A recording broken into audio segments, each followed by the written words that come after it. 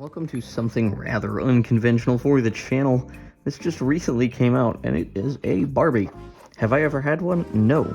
But this one is not your typical Barbie. For those who may not be able to see, this Barbie is blind.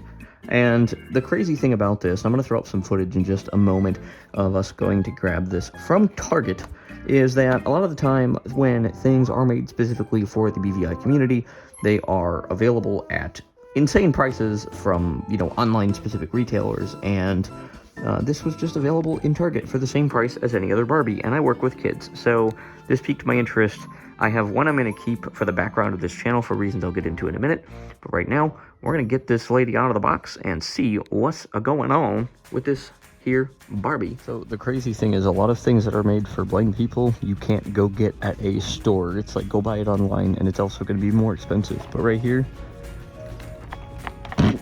this is, I don't shop for Barbies, can you tell? You got it, yay. There we go. So, pretty cool.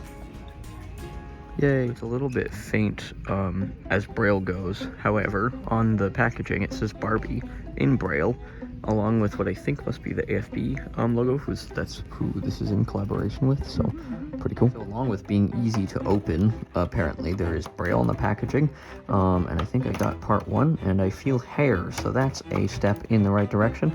I was able to kind of figure that out just tactily, because one of the problems a lot of the times with opening products in general when you can't see is it has to be tactily intuitive to how you might feasibly open something.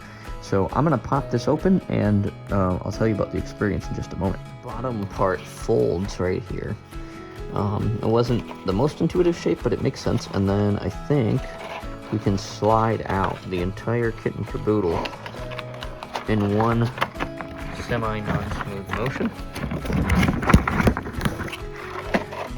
Told you, this is a blind guy's unboxing. Alright, here we are with the Barbie. Now, this was put together in collaboration with the American Foundation for the Blind, or AFB, which is pretty awesome. And it's got a couple of features, or she has a couple of features that are kind of meant to highlight things about people who are blind that are not necessarily universal, but like an upward and outward gaze. So the inability for the eyes to focus. I believe she has sunglasses on her head. She has a cane. We're going to take a look at all of that after I get her out of her cardboard backpack. All right, here she is. So I've got some interesting feedback that I wasn't necessarily expecting. The sunglasses are interesting. They're up on top of her head at the minute. And then the cane, I guess this makes sense because it's like a general doll. And so it's like rubber banded to her hand at the moment. And then we'll take a look at the cane individually in a second. But it is a Barbie. It's meant to be played with, and so, she doesn't stand up like on her own or anything like that. But we're going to take a look at the sunglasses. We're going to take a look at the cane and talk a little bit about those as accessories and what I might like to see if they were to do like a version 2, or just kind of how I feel about each of these. We'll start with the glasses. I'm losing sunlight here, but I might have messed up her hair a little bit. I got to see if my fiance can maybe help me cut that little tag off without losing any hairs. Sunglasses are interesting. Not my aesthetic choice. They made them opaque primarily because some people use sunglasses to obscure light, and some use them to make their eyes less visible. I think I would have preferred just a black pair of sunglasses, but they're all right. And with the sunglasses out of the way and that accessory covered, I suppose, let's take a look at the white cane that comes with this Barbie. The wild thing about this cane specifically is it is modeled very much after canes that I used in my early life as a blind person, that being an Ambutech cane, and they are one of the main companies that manufactures white canes. They are in Canada, and I think if I were to do this again, I would look at maybe trying to make the cane out of metal, and I really would like to see the ability for a cane to collapse, but I know that this is also a scale model, and it's also a toy, and so there are certain sacrifices that have to come with that. That being said, some tactile difference between the colors, so for example, making this part of the cane, even if it's not specifically rubber as a real white cane of this style would be, something similar, and maybe putting a small string at the end I believe it may be measured or represented rather tactily, about between where my two fingers are. I'm not sure if that's what that's supposed to be, but that's my guess. This loop, I believe, is to hold her hand. But a real white cane that folds is really practical for independence, and that's something that I think that this model could represent in a slightly different way. We'll talk about that probably in another video at some point. But for a rigid cane, which is what we call a non-folding cane, this is a pretty fair representation. You may have seen canes like this out and around. It's got the black grip that, like I said, usually is rubber, the white kind of body of the cane itself, and then down towards the lower part of the cane there is a red section, which I think I would have appreciated a little bit more of a tactile difference. I can kind of tell, but maybe some either thickening or making it just a touch thinner, or a different material, or even just a stopper or a ridge of some kind between the rigid section and the red section down here.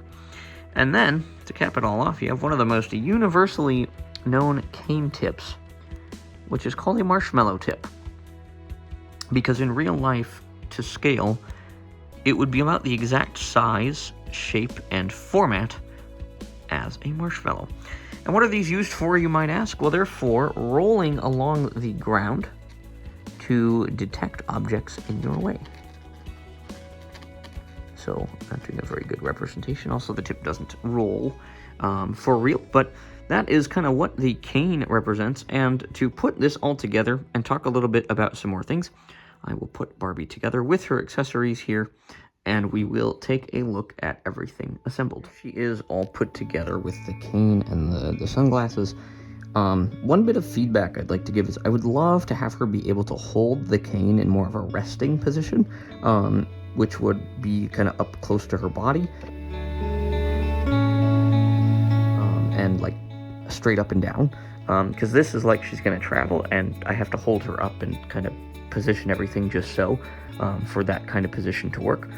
It works okay, but there are some things about the cane specifically that I think, in terms of redesigning to be more, not just realistic, but also more suited for play, would be really, really good. But overall, this is really wild to me that this is a thing. You know, I'm not, never was a Barbie guy myself, but as far as representation and having something that represents the blind community, I really like it. I think personally I prefer no shades. Let's see if we can carefully I do this a lot actually when I do wear sunglasses. I put them up on top of my head as well. I'm going to do that quick color on top of the head there. I'm sure you can get different things for Barbies, like baseball caps and that sort of thing. I apologize. This is not the most professionally filmed unboxing and reaction, but yeah, if you guys have any specific questions for me about the representation or anything else that you'd like me to comment on with this specific Barbie, I'm happy to do that. I got this because as a blind person who works with kids, the concept was really intriguing to me, and I wanted to take a look at it and kind of unbox and react to it. I might do a more thought out video of some kind. I might do some reactions to other people's reactions to this, and there might be a collaboration in the works of some description as well. But if you have any questions for me, please don't hesitate to put those in the comment section down below, and we'll see you soon for another video. Thank you so much for checking this out, and we'll see you soon. All right, peace.